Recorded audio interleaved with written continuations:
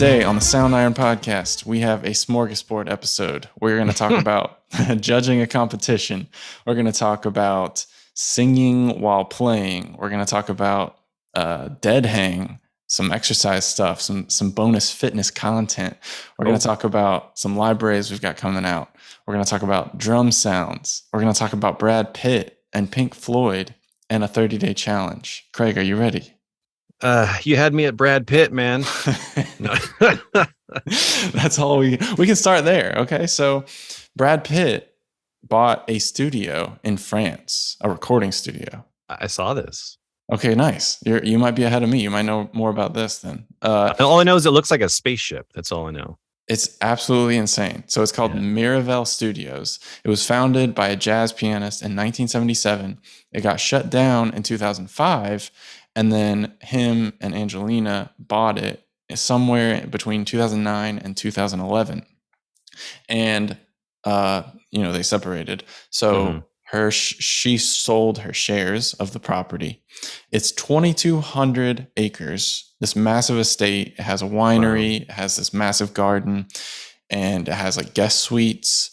And you can also record music there, and many bands and artists have. So we've had Pink Floyd, they recorded The Wall there, AC/DC, The Cranberries, Muse, Wham, and more. Just a crazy amount of artists. And Mr. Pitt has been sitting on the studio for roughly the last 10, 11 years, not doing anything with it, but they just opened it this year. And so if you want to book a session and you can afford it, you can go stay at the estate. You can have meals cooked for you that were grown on the property. You can drink the wine that was made on the property in France. You can then record your session at the auditorium or in the tracking room. And who knows, maybe Brad Pitt is the one recording you. I don't know how good of an engineer he is, but it's pretty wild. And the pictures are absolutely insane. Yeah, if you have a few $1 million that you can spare to go record it. So I checked out their website, and it was like, you want to score a film here? Contact us. So I was like, I could put a bid in and see what they say. Brad Pitt's like, first off, let me see what you got. Let me pull out your wallet. See how much money you got. Nope, not enough. Let's see who you are on the internet. So that's your first just celebrity gossip piece of the podcast. It's definitely worth checking out the pictures. The control room is amazing. Yeah, it looks wild. I was watching a little bit of an interview where he was talking about the guy who's, I guess he's like the main engineer. He's like a young guy, and he helped basically design a lot of it, right? Yeah. He's a French producer and DJ, and I should have wrote his name down, but I didn't. Damien, I think, is his first name. But that brings us to being a winner and winning. Hashtag winning. And we just finished up a Halloween contest where you submit your composition that you scored to a video. And I wanted to talk about judging the competition and, as a contestant, how to win. So we had over 120 entries into this contest. So I got to watch this video way too many times, had horrible nightmares. Just kidding. But basically, if you get into the mind of the judge, you have a better shot of winning. So I wanted to talk about things that I noticed about the best entries as a whole, and maybe see if you have anything that you can add to that. But the first one is overall loudness. Got to make sure your track is loud, because some of these tracks were beautiful, but when I was comparing them, like I would click on them and they were like 10 decibels too low. Yeah, you definitely, and this comes into, just how music is perceived these days. I mean, there are people who aren't necessarily trying to play the loudness wars, and that's fine, because they're like, well, just turn the volume up on your car stereo or whatever. Yeah, on your interface, yeah. But, for something like this, you definitely have to have that competitive edge in the sense of who you're playing this for, and also just like what people expect. Right. Well, it doesn't have to be the loudest entry. That's not the game. Yeah. If it's too loud, then it's like, whoa. Yeah, everything's distorted and clipping. Yeah. But it does have to be comparably loud to other entries Hmm. because we're going through these looking for things to eliminate. And one of them is like, wow, this is really quiet track all the way through. Another one that is definitely helps with success is left turns in the music. So going from something to a hard left turn, like a Hmm. pivot to a new style of music, a new genre, or new instrumentation, something that basically pulls your ear so that doesn't sound like loops. Hmm. Because the moment that you get into a 4-bar loop where you know what's coming next and you've heard it, your brain just shuts off as a judge. Yeah, I noticed there was a few of those where it would just kind of it was very interesting to see some of the different interpretations or different things that people tried. Yeah, I think there are people who want to do stuff that's kind of like maybe completely opposite of what you would think because Oh it's yeah. very easy to be like, oh, like everyone's probably going to do this. I'm Uh-huh. gonna throw in like 80s dance music or like, or something like that. Which is interesting because like some people just see it a different way, like, oh, like, this feels like a 80s TV show intro or something. So maybe they want to go a little like Stranger Things with it or something like that. Right. Right. But yeah, when it's just like you're in a certain mood and then it's like, I don't know, it's like Matrix music or something. You're like, whoa, it's like oh, that's kind of like I liked it. I mean, because it was a scoring challenge. Uh-huh. So, when you see certain things happen on screen and you're trying to make the music like guide you along in that way, or like when especially when they'd go from like these like morphing hands to these more like morphing faces to these like men on horses, and then it kind of changes the feel, like segueing through those clips. Like the people that the winners like did a good job of really flowing into those other scenes, even though a lot of it is very just like gradually just morphing through all these different images. There is definitely points that could be hit, and Agreed. yeah. That was my next point is what's on screen with a question mark. What's on screen? Like I'm watching something on the screen and I want to hear something that matches it. Like the music feels synchronized to what's happening on screen. So we had several people do horse noises as the horse Hmm. came in, which was really good. We had several people do wolf howls at the end when the red moon was happening, which I liked a lot. Hmm. Lots of human noises, whispers, pain noises, that kind of stuff. Hmm. All really made you feel like you were Kind of in experiencing there, it, yeah. yeah, vividly. For me, I really like left turns in the music if you can pull it off. There are movies that like make that work and genres that make that work where it goes from one style to a completely different style, like it just yanks your ear. But it just has to Hmm. make sense with what's on screen, and that's the whole thing Hmm. about being a film composer is it's a pragmatic art. It's not just I do whatever I want. Yeah, like out of nowhere, I just want to, what, I feel like doing some, I don't know, hip hop or something where it's Go like, yeah, like if you like do reggae, it's like you're gonna have a hard time selling me that this reggae works here. yeah. I mean, because I mean, there are times where there's like directors who have done stuff where it'll be like this like slow motion war scene, and they're playing this like romantic music or something that really slow, or it's like, or a bunch of people are shooting each other, and you're hearing like opera in the background, and it's very like that's doing something different in a way that it's kind of surprisingly works like in certain cases. Yeah.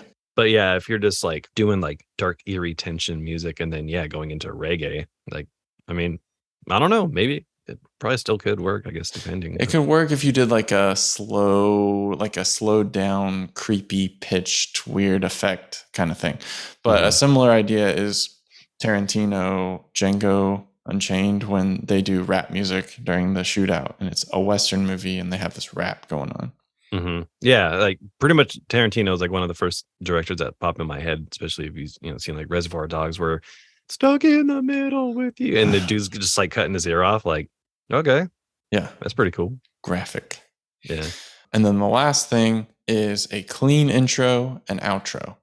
So I actually spent a lot of time thinking about how to introduce whatever the track is and how to exit the track. And I think all three of the winners, first, second, and third place, I think they all had really nice introductions and outros. Yeah. And it's funny, like having like a big build up and a boom at the end with a nice reverb tail and fade versus just running a drum loop and just like slow fading that out. Or sometimes just like not having a fade at all and just like, that's the end of the track where it just ends on It's like YouTube. a hard cut. Yeah. Stuff like that where you can tell maybe we weren't thinking about the end too much. Yeah, I mean, it's definitely something to think about. I mean, because I think for anyone who's actually scoring stuff for a living or trying to practice to stuff, like it helps to just kind of like get a feel for stuff, like just watching it. Because I think some people might just like jump in, like, all right, like I saw it once, all right, let's go. But like Yeah. really thinking about that sort of thing, like beginning, middle, and end.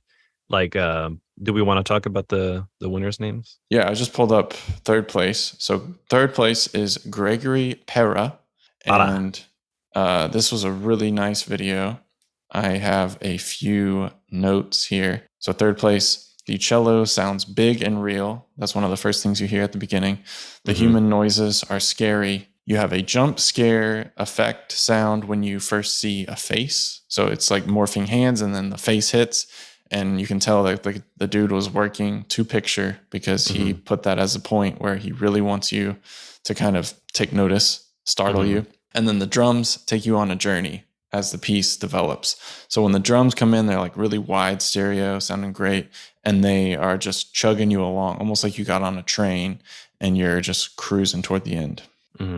Yeah, I really like the solo cello in the beginning too, with just that little kind of looped piano melody going on. I thought that sounded really cool, and like it helps set the tone in a way that's not just like kind of like really like ponticello strings and like water harps and stuff like that, but like or the more like just like effecty pads just for creepiness. Like it was like still had a haunting and dark feel, but even though it was like using more musical elements, which I thought was cool.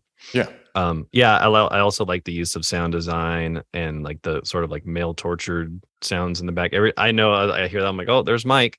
Like you could just like you could hear the like all those types of like sick sounds. And I also really like that kind of like the haunting sort of vocals that they used like around the middle.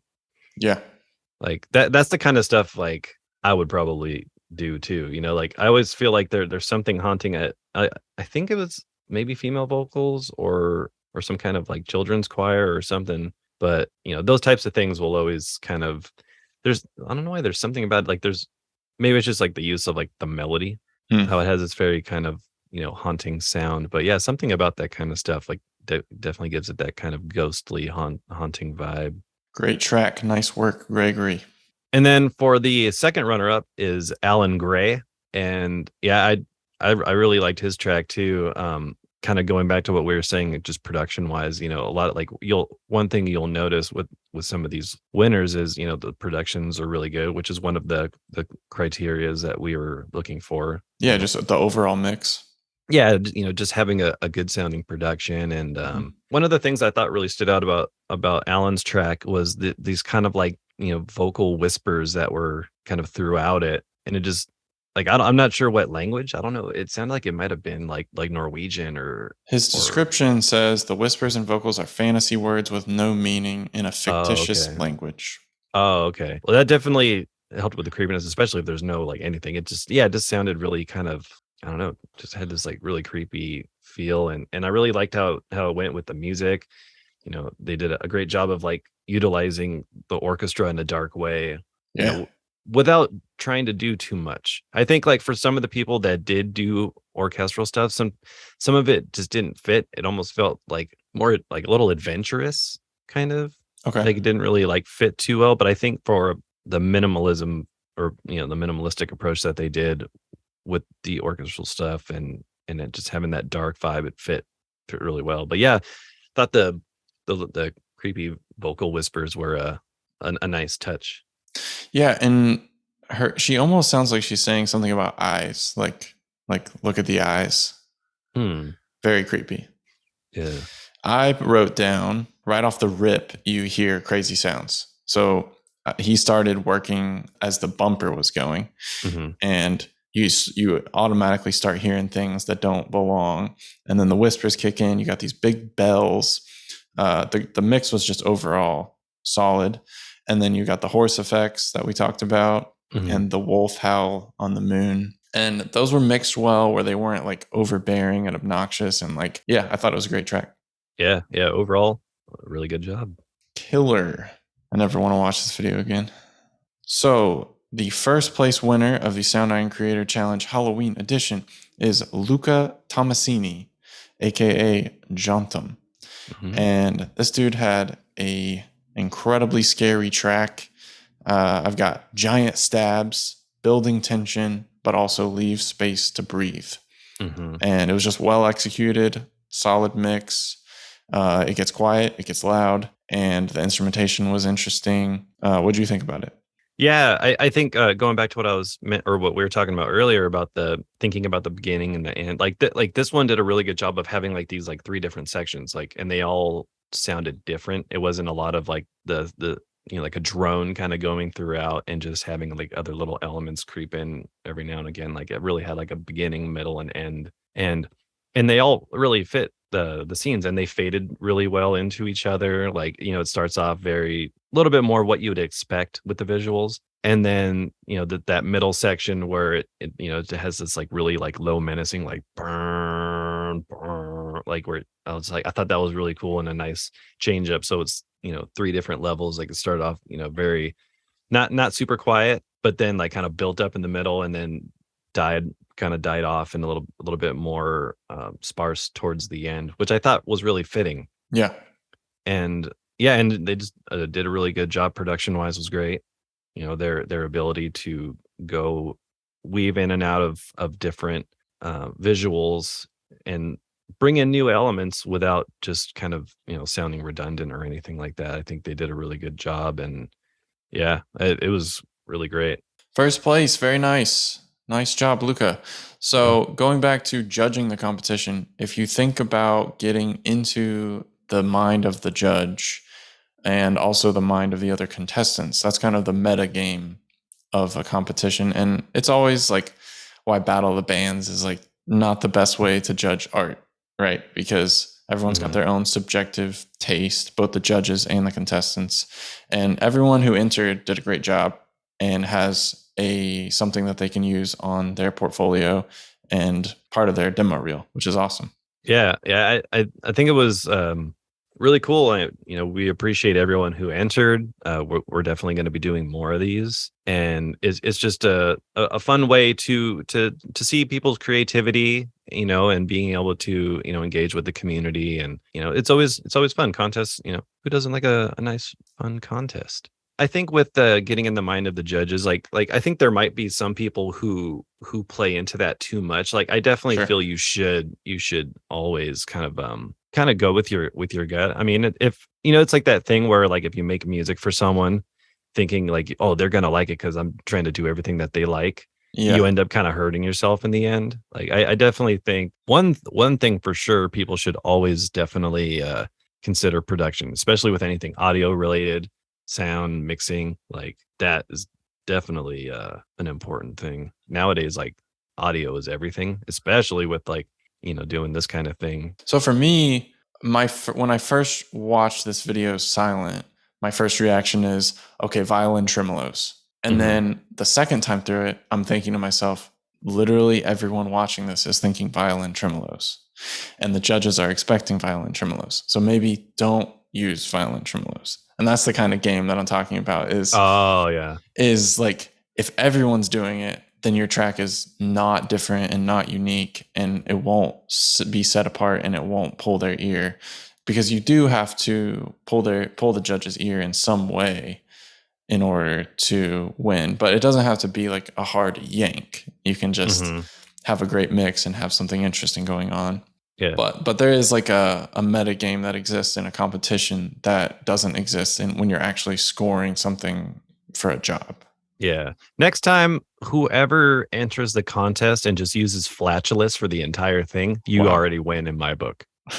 Only in Craig's So book though, and he's only yeah, like 1/5 of the vote. So you lose in my book. no, I will convince everybody that they should win You're gonna because evangelize. yes, I'm just going to be like, look, man, they did something no one else did. They used farts for the entire thing, and I think they should have all of our products. No.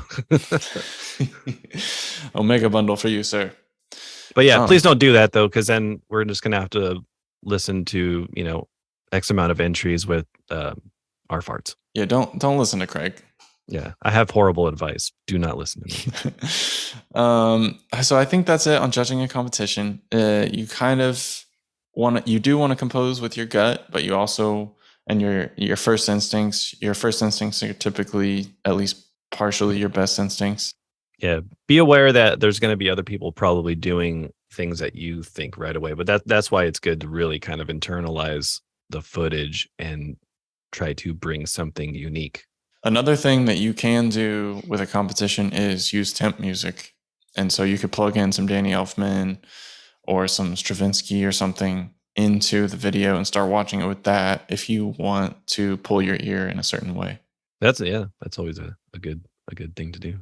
Okay, so the next thing I wanted to talk about is the Rick Beato Thomas Newman interview. And this Oh is yeah. probably going to be short, but I did finish it. And Thomas Newman is a all-time legend, all-time yeah. great. But my biggest takeaway from the whole interview is you need to have talented friends play on your scores. Because That's always nice. this dude has had friends like a percussionist, I think his name was Mike, but a percussionist that he has known for over 40 years who has been playing on pretty much every score he has. And if you listen to Thomas Newman, you know how much percussion this dude has in his scores, tune percussion, drums, etc. Mm-hmm. And a lot of this stuff is improvised. And a lot of it is the percussionist bringing a new instrument or a new sound to you and saying, hey, dude, I just sent you this voice memo of this crazy new thing I found, and I bought 2 of them. You want to put it on Finding Nemo? Like, yeah. Thomas Newman's like, yes, I would love that. So he has like wind players, flute players, that kind of stuff. Mm-hmm. And these people are long-term relationships who he calls over and over again and says, hey, I need this sound. Hey, I need this sound. And you see the same thing with Zimmer. He has these people he works with over and over again. But if you can basically develop good working relationships with very skilled players, your scores will be a lot better. Mm-hmm. Yeah. It's always nice when you have those types of people you can just hit up. Like, if you're not a amazing, saxophone player, but a guy. I know a guy. You know a guy who plays the sax, comes down because it's like, yeah, there's a lot of virtual instruments and stuff, but it's like when you're really wanting to make your score or music authentic, like having a real player, and it's always fun. It's always fun to like collaborate and actually be able to work with other musicians, record them in the studio. Hey, do a few different takes. Like I think there's a lot of really good things that come with that. Well, it's happy accidents, right? Mm-hmm. Or also, they bust out something you weren't even thinking. Like, whoa, hold on. Yeah, and Jason Graves, we talked about that too with his players. Like a lot of the times they'll be like, yeah, just improvise a few licks on here and see if anything strikes you, and they'll send some stuff in that ends up getting used. Mm-hmm. Oh, and that leads me to my next point, which is I watched a John Mayer like Instagram live, and he was just sitting there with his guitar, hanging out with thousands of fans, and he was playing his guitar, but first he would sing the line. So he would sing ba ba da da da, and then he would play that on his guitar.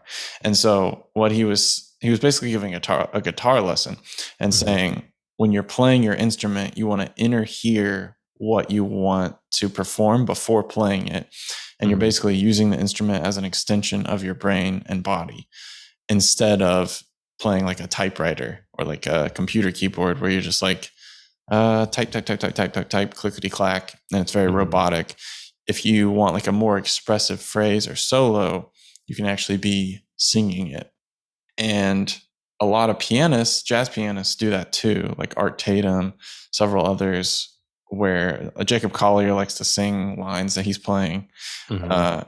And it's because they're hearing it, like they're intonating it in their brain many times before actually performing it with their fingers. Yeah, yeah, because I think with improvisation, that type of stuff is if you have that ability, good for you. Like that's like something I used to try practicing. I'm not that great at it. I kind of more or less like, would have certain things that I do, and like by experimenting, improvising over stuff, you kind of start to like find little things that work, Right. like little licks and stuff, but then trying to kind of like morph around it so you're not just kind of playing the same thing all the time. But that's a really good skill. Like I've always heard people say, like, oh, you should like sing the notes when you practice, like playing scales and stuff. Yeah. Cause being able to like know where that stuff is versus just kind of like, oh, I'm just gonna go off and just do all this, what I think hope might work, might not Hope for work. the best. Yeah. Yeah, like, especially with, like, guitar solos and melodies, because it's like you think of it like a singer almost. I Mhm. like Steve Vai, even, like, with his vibrato would try to, always have this very, like, singer vibrato quality with his guitar playing, and, yeah, just being able to have that connection with the music.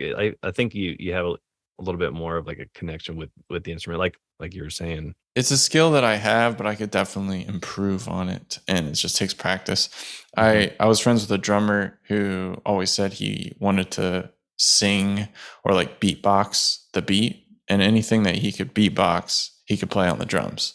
mhm, And it's a similar idea. If you can auralize it, basically, like mhm, analyze it in your brain beforehand, it makes it much easier.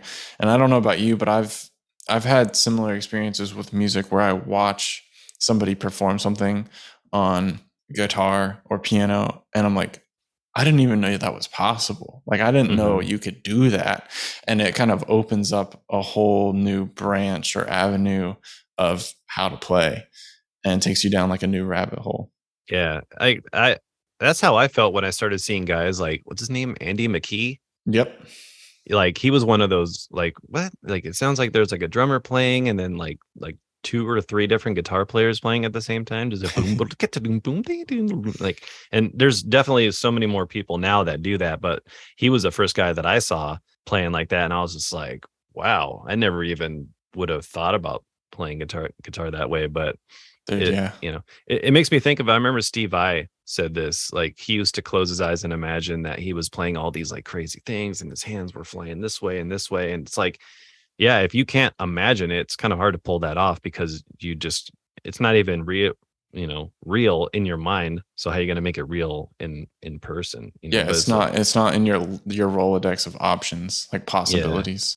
Yeah, or when you see, like, amazing, like, piano players doing all this, like, crazy stuff, like, sometimes I don't even know how people play that fast, where it's just Yeah. like, or like guitar players like Sean Lane, like he has, relatively small hands, but yet he's doing these like 2 whole step stretches between his fingers and just like like I can't even sing that fast how he plays. So it's like, Just shredding. yeah, it's just like, yeah, certain people are just built for certain things, and that's cool. That's what makes things fun and Also, certain people different. have dedication to sit there for hours and Yeah, I don't have that just time do it. anymore. I used to, yeah, those the good old days when you used to just to sit and, play for hours and not have anything to do except just sit there for hours and play guitar or whatever. But yeah, get that stuff out of the way when you're young, people, because there's gonna be a time where you don't have any time. Yep, get those chops in. Mhm. Speaking of chops, we just released Knockout Drums Mhm. pretty recently, and I wanted you to talk about Knockout Drums from a metal guitarist perspective and how Metal. you have a new tool to use at your disposal that you really like the sound of. Yeah, so for those of you that probably don't know, I've personally worked with Zach probably over the last 10 years on bands that I've been a part of. Like I've actually recorded with him the second Archaic record that I did. We recorded at Castle Ultimate Studios, which was right down the hall from Sharkbite. Shark Bite. Yeah, and he's just got such a killer ear. Like when the first band that I was in, Archaic, got signed to this label called Unique Leader, like there was so many bands that we listened to that have recorded with him. And we would just be like, man, if we could just record there, like, our album would sound badass. But, so once we finally got the opportunity to work with him, is just like such a professional, like really has such a great ear for guitar tones, just tones in general. And he doesn't know, it's funny. I think I heard recently that Orin actually means ear. I don't know Oh, if I think so. I think that's funny that he's even like a mixing and recording guy because he has such a killer ear. he was born Um, for it. yeah, and Naveen, I've known of him over the years. I remember seeing him playing in Animosity like years back. Like I don't even think I was in a band at that point. But I remember seeing him. He's like this young skinny kid, just like destroying the drums. Hmm. And I remember talking to him, and he was like, "Yeah, I got this project called Flesh Rot, and it's like all him. Like he also plays guitar too, and he plays a guitar in Antheos, which is the band he's in now. So it's like I remember seeing a video of Naveen playing in Sharkbite. It was like, recording drums or playing drums in a huge room. And that was it, at Sharkbite. And I just remember thinking like, oh my God, these drums sound amazing. And I just hit up Zach and I'm like, bro, we doing this or what? So it's like, me personally, I've always wanted to have his sound. You're And stealing his drum tone. yeah, so it's like you got Naveen's awesome, Star Classic Babinga kit, a bunch of beautiful minor cymbals, Seven different snares. Like, snares. yeah, because one of the things I've always seen people with Naveen is like, man, that snare, I want that snare sound. What do you use for your snare? So it's like having his sound with, being recorded by Zach because they've worked together for years. Like I think Hmm. Zach actually recorded Animosity's first record. Oh, okay. So that, they go back like all the way there, back then. And yeah, it was just like something I've always wanted. And I was just like, man, like, in the presets, like literally sound like mix ready. Like I'd like, like some people say like, oh, they're, mix ready. Like these genuinely are. Like I worked on a track and I used them. I literally did nothing. And I was like, these sound better than like anything I've ever used. Nice. And yeah, and it's just it's awesome to work with those guys in a different way from, because I did 5 records with Zach. He's also mixed and mastered my solo record that I put out a few years back, also Deeds of Flesh, just more death metal stuff. And yeah, so it's just being able to have that sound anywhere I go now. It's like, oh, it's like no one likes to mess around with, mixing. Some people do. Like, but at the end of the day, like you want to just make music Yeah. and be stoked on the sounds. And I'm just like so happy with how everything turned out. It really turned out awesome. Yeah, I pulled up the big boy NKI preset and just chilled. That was it. That was it for me. Yeah. Very nice. Knockout drums available everywhere. And then the newest library we have is called Core Micro.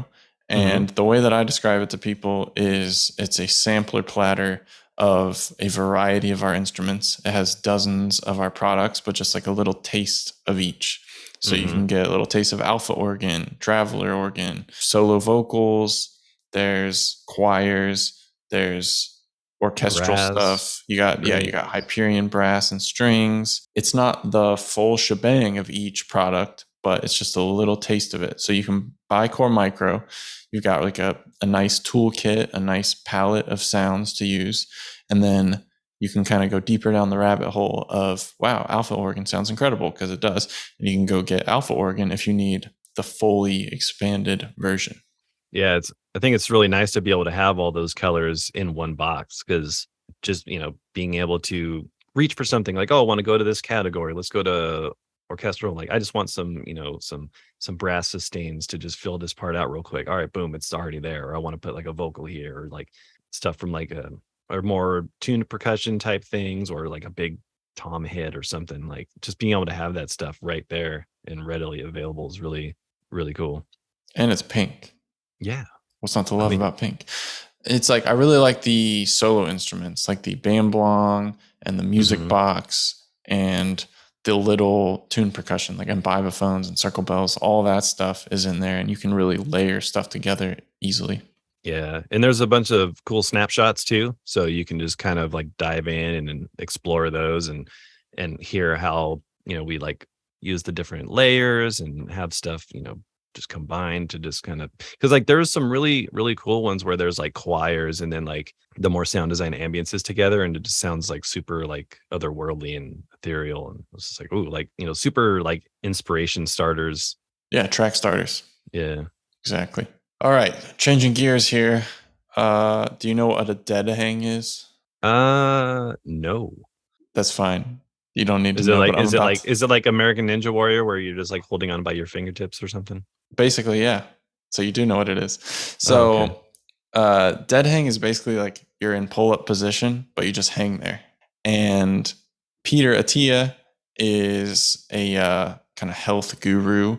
He does the Drive podcast, and he talks about like his clinic where he brings people to exercise and like test their health and all this.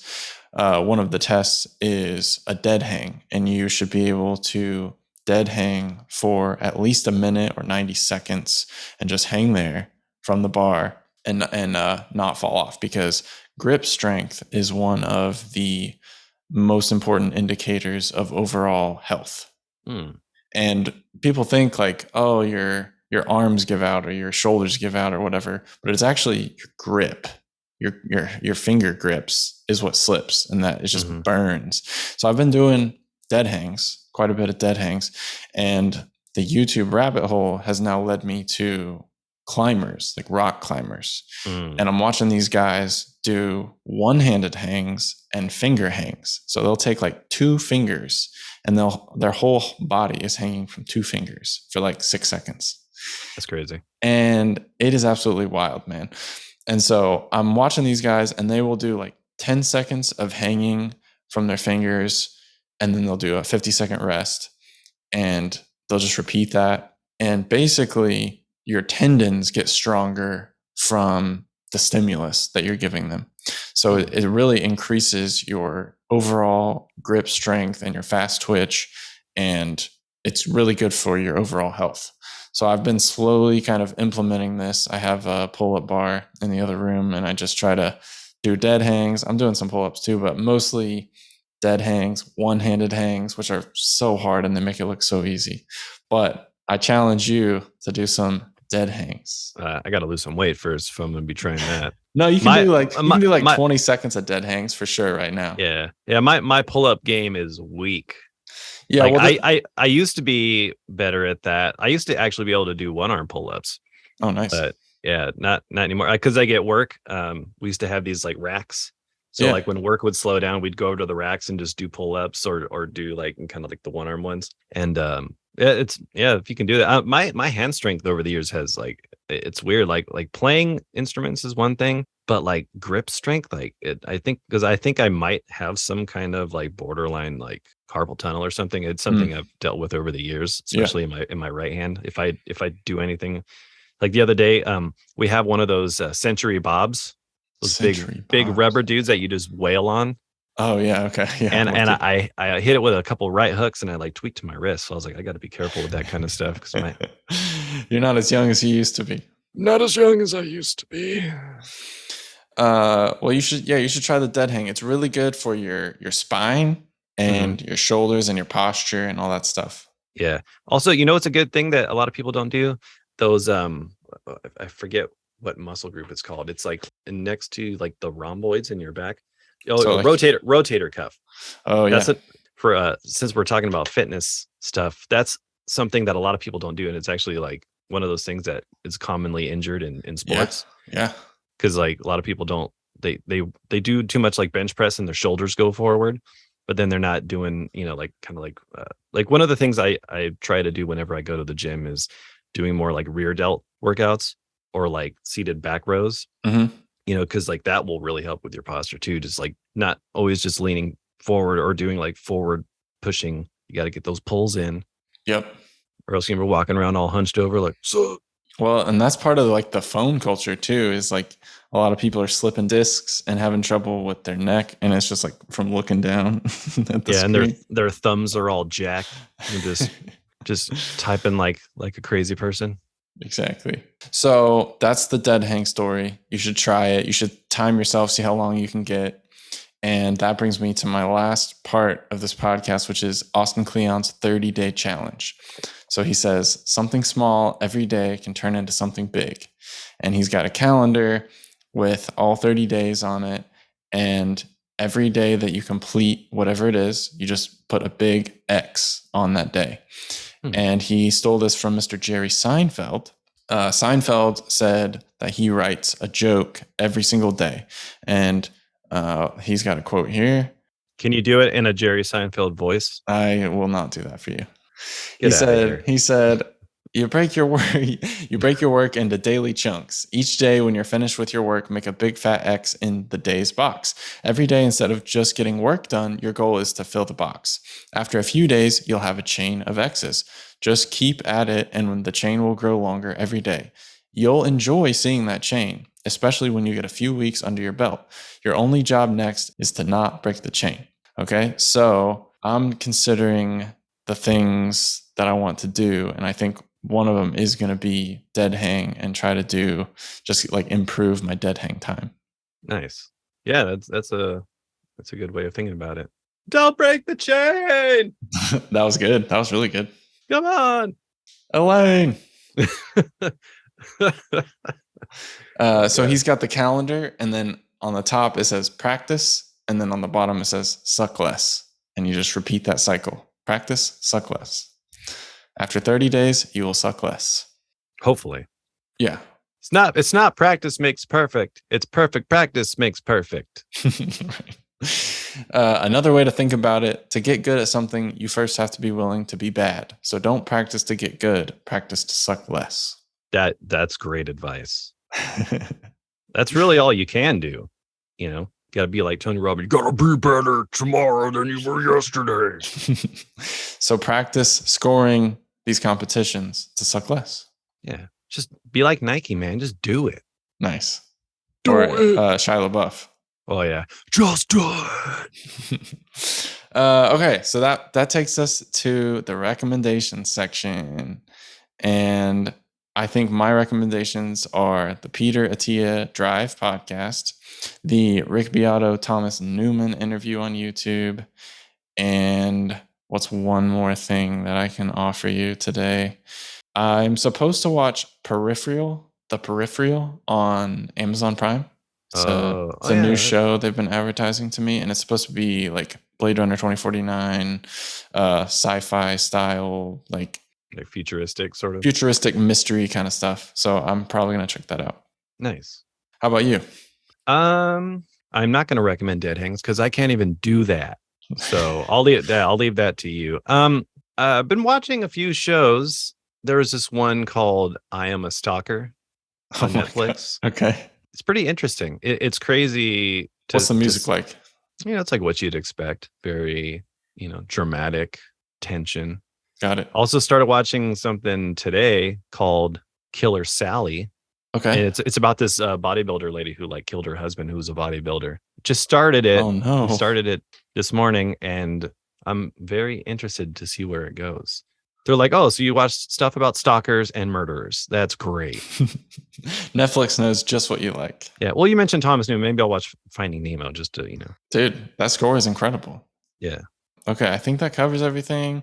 The contest winners, by this time, hopefully you've contacted us or we've contacted you for your reward. We did it all. Yeah. And also I recommend check out Knockout Drums. Check out Knockout Drums. Because it is a killer drum library. Like, it's my favorite, and I'm not being biased. Yeah, if you need some realistic drum sounds for any genre with aggressive drums, it doesn't even have to be like violently aggressive. Like, I would use it for pop. I would use it for rock, any sort of alt rock indie stuff. It's perfect for that. And then you can also take it to the more intense levels of metal, death metal, symphonic, all that stuff. It's like you have, from super soft, super dynamic, and all the way to triple F, man. So it's like it is a hard hitting drum library, but it's that and everywhere in between, and works for a variety of styles. Whether you're doing like ska or reggae, death metal, or yeah, a little reggae. You want to throwing some reggae on the scoring competition video. Use knockout drums. Come on. Bring it back around. Yeah. Full circle. All right. I think that concludes our episode. We will bring you more hard-hitting content just like this in coming weeks. Boom, boom, boom. Just hammering the content. Smash that subscribe button. Craig, I'll catch you next week, my friend. Nathan, I will see you next time if I feel like it. We'll see. No, I'm just kidding. I will see you next time. I'll appreciate you showing up. I won't leave you hanging like that. Peace. Adios.